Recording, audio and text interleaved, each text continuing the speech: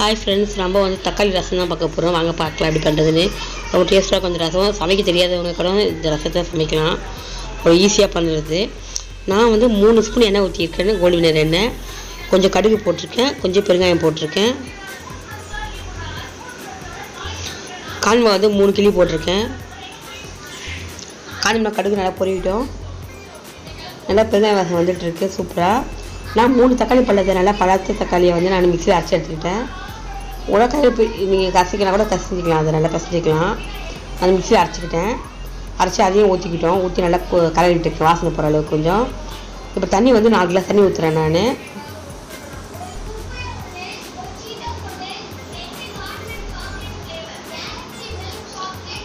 நம்ம கொஞ்சம் வரைக்கும் வெயிட் பண்ணுவோம்.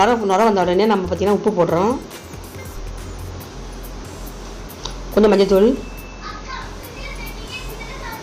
ஏன்னா முன்னாடி போடக்கூடாது, முன்னாடி போட கசப்பு எடுத்துக்கும், ரசம் மட்டும் டேஸ்ட்டாக இருக்காது.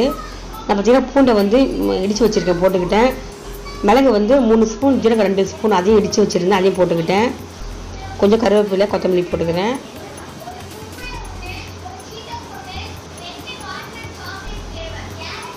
இப்போ மிக்ஸ் பண்ணிக்கலாம். இந்த ரசம் ரொம்ப டேஸ்ட்டாக இருக்கும்.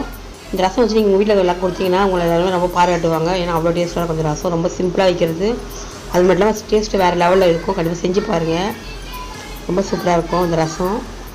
நல்லா வாசனையாக இருக்கும். பார்த்து பாருங்கள் ரொம்ப அழகாக இருக்குன்ட்டு. கண்டிப்பாக ட்ரை பண்ணி பாருங்கள் இந்த ரசத்தை.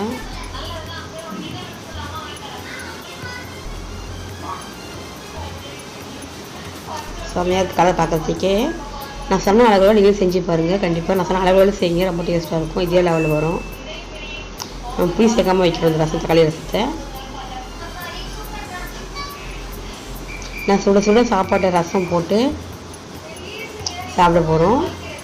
ரசம், கடமா தொக்கு, அப்பளம். இன்றைக்கி தான் வந்து நைட் சாப்பாடு. ரசம் ஊற்றியாச்சு, அப்பளம் வச்சாச்சு, கடமா தொக்கு வைக்க போகிறேன். கடமா தொக்கு நம்மளோட இப்போ நைட் சாப்பாடு ரெடி ஆகிடுச்சு. கண்டிப்பாக ஒரு வீடியோ பிடிச்சிக்கணும்னு நினைக்கிறேன். பிடிச்சிருந்தா லைக் பண்ணுங்கள், ஷேர் பண்ணுங்கள், ஃபேஸ் பண்ணுங்கள். புதுசாக பாருங்கள். பாய், அடுத்த வீடியோ பார்க்கலாம்.